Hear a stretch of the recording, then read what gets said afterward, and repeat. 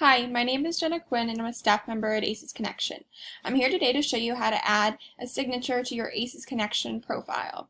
Signatures are really helpful if you want to include your degrees, any credentials you have, or maybe a link to your own personal website or to your community initiative website.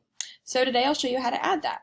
So to start off, you click on your name on the ACES Connection homepage, then click Update Your Profile. Now scroll to the bottom of the page,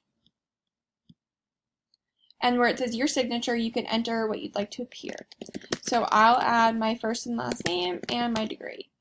Now you're able to bold this, change the color, add a link, or even add an image. Then make sure you click Update Your Profile. From now on, anytime you post a blog, it'll automatically include your signature at the bottom.